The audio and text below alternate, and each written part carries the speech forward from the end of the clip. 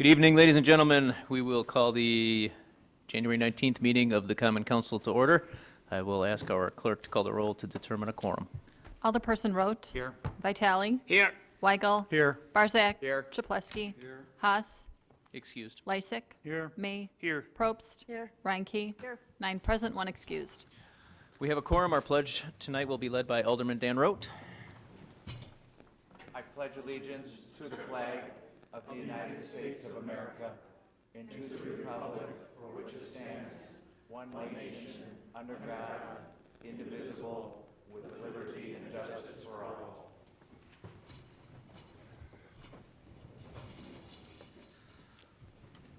Okay, moving on to item D on your agendas. We have no public hearings this evening, so we will go right on to item E, citizen participation.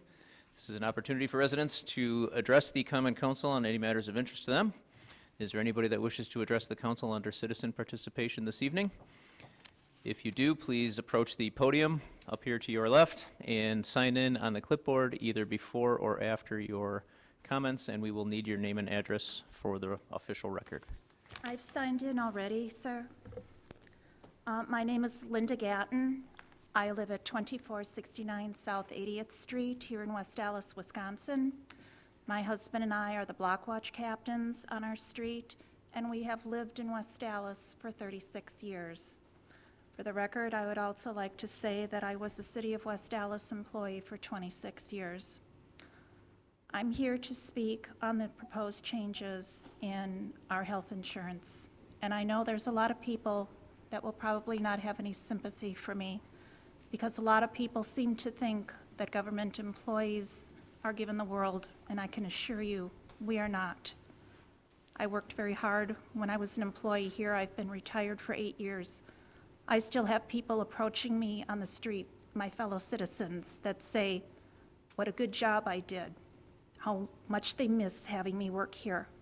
That is the validation of the employment that I put in here, that I can look back and say that I gave the citizens of West Allis everything that they wanted and then some. I can go almost anywhere in Milwaukee County and find someone who'll say, "Oh, you're the library lady. I remember you. You were always so nice to me." And that means an awful lot. It has meant an awful lot for my husband and I to be block watch captains in this city, for my husband to have, and myself to have been volunteers at the West Allis Historical Society, to have been block watch captains, award-winning block watch captains, to have volunteered, shopped, worked, and lived in this city. And now I feel, I can't help but say this, like the rug is being pulled out from under me. Several of you that are sitting here have been to my house. You have seen that I live in a small 900 square foot house. I'm not a rich person. I'm retired, my husband is retired, yet we continue to do what we can for the city of West Allis because we love this city. My family has had a presence in this area for 3 generations now.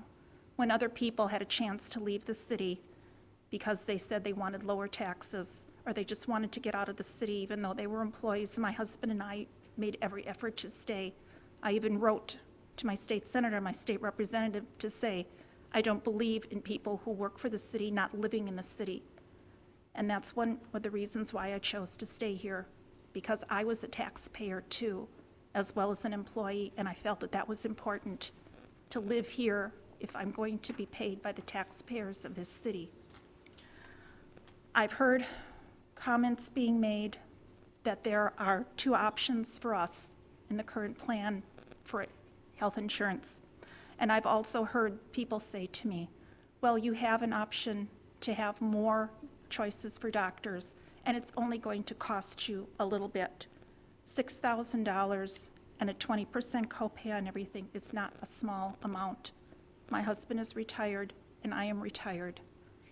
That would take up almost my entire pension from the city, which is what we are living on, mine and his. I know that we are now told that we can only use Aurora facilities and Pro Healthcare. That leaves us with only one health network in this entire county that we can go to. We are eliminating Froedtert, which has the Eye Institute, Flight for Life, the only level 1 trauma unit in the entire area, and the specialists that are the best in the area. We're told we can use Children's Hospital, but for those who have children who are current employees, I don't know if they realize that most of the experts and most of the specialists that are at Children's are Fredericton Medical College doctors. We're told we can't use Wheaton Franciscan. That eliminates St. Joseph's Hospital, where many babies' lives have been saved because it has the highest rated NICU in the entire area. We're told that we cannot use Columbia St. Mary's, which has the St. Mary's Burn Center, which I have had family members whose lives have been saved by being at the St. Mary's Burn Center. I myself was prevented from going blind by going to the Eye Institute and being treated by 3 physicians there. I have heard other people say, oh, we can't use Freighter, but we can go to the Eye Institute. You have 1 minute remaining. I would just like to remind this committee of the corporal works of mercy: to feed the hungry, give drink to the thirsty, clothe the naked, shelter the homeless, visit the sick, visit the imprisoned, and bury the dead. And I would like to leave you with a quote from Charles Dickens. Are there no prisons? Plenty of prisons. And the union workhouses, demanded Scrooge, are they still in operation? Both very busy, sir. Those who are badly off must go there. Many can't go there, and many would rather die. If they would rather die, said Scrooge, they had better do it and decrease the surplus population. I'm sorry, but I can't help but think that this quote applies to me. I'd like to thank all of you for listening to me, and thank you for all the hard work that you do for the city of West Dallas. Thanks for your comments. Is there anybody else that wishes to address the council under citizen participation this evening?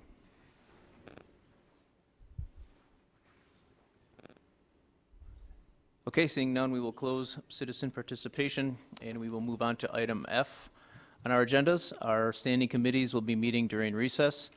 Those room numbers are listed on page 1, and just one note, the presentation, the informal gathering that will be done by the West Dallas-West Milwaukee School District that will go over the attendance changes and boundaries will be occurring in this room as opposed to where it was originally listed on room 128, and that will be so we can broadcast it right onto our cable channel and do it live as it's presented to us here. Moving on to item G, the mayor's report. I have a handful of things this evening. I want to mention that the Community Alliance Against Drugs will be again with the West Dallas West Milwaukee Rec Department, and the Community Coalition and the Police Department are going to be doing Winterfest, which will be held at Nathan Hale High School, 6:30 to 9:30 on Saturday, February 6th. This will be similar to the New Year's Eve event. It's a family-friendly evening, including basketball, swimming, inflatable slides and attractions, a DJ, raffles, face painting. Swimming is going to be available, and there will be food available at very affordable prices. If you are a member of CAD, it is free. If you are not a member, it is $5 for children 13 and up and $3 for children 12 and under. Adults must accompany the children, and if you would like to volunteer, they can always use volunteers. You could call Lisa at Community Services Bureau of the West Dallas Police Department. As I'm sure everyone's aware, we've had some very cold weather over the past couple of days, and I just want to take a moment to give special acknowledgement to those employees, both city and otherwise, that have to work outdoors or do a majority of their jobs outdoors.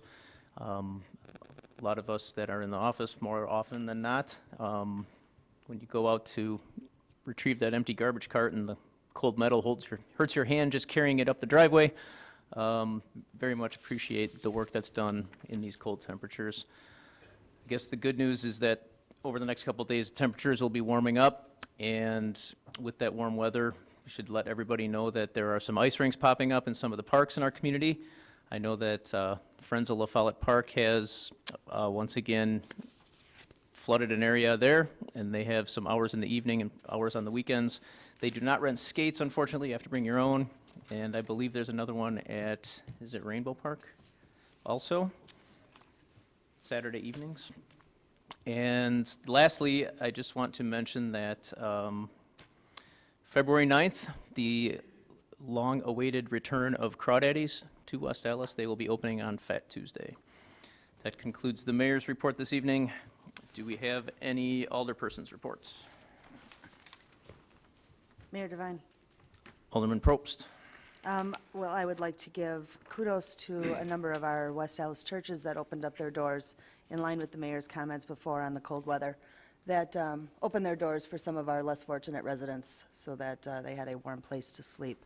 So I think that that is the epitome of what a community is about. And secondly, we evidently have a West Allis winner in the latest Powerball jackpot, and so I wanted to say woo-hoo to whoever you are. Thank you. Thank you. Any other reports from the alderpersons? Mayor Devine? You're going to announce that you're the winner? No. Alderman Weigel. I just wanted to thank everybody that turned out for the blood drive that we hosted here last week. The mayor successfully gave of his own blood and didn't faint. Alderperson May was there, Alderperson Probst was there, some city staff showed up. Also like to thank Double B's Barbecue here in downtown West Allis for donating the gift cards. I believe all the donors got a gift card also. So it was a successful blood drive. Reminder, it is Blood Donor Month, January is, so the need is as great as it ever is right now with people's schedules. I'd encourage you, if you're a regular donor, schedule one. If you're not, pick up the phone. You can either donate through the Red Cross or the Blood Center over on Watertown Plank Road. Thank you. Thank you. Any other reports from the alderpersons? Mayor Devine. Alderman May. I just also, regarding the ice rinks at La Follette Park and Rainbow Park, I just want to commend the people who did that. For those who don't know, this is done completely on a voluntary basis or volunteer basis with volunteer money. The city doesn't pay for anything, doesn't put any effort into it in terms of manpower. I'd like to thank the fire department for lending the hoses, nozzles, and meters to let these groups fill these very large ice rinks. So, thank you. Thank you. Any other alderpersons' reports? Mayor Devine, Alderman Lysick. I move for approval of the minutes of the Common Council regular meeting of January 5th, 2016. Second. There's a motion with a second by Alderman Reinke. Is there any discussion? All in favor? Aye. All opposed? Motion carries. Item J on our agenda is I'll ask for a motion to refer items 2 through 5 to the city attorney. So moved. Second. Motion by Alderman May, second by Alderman Probst. Any discussion? All in favor?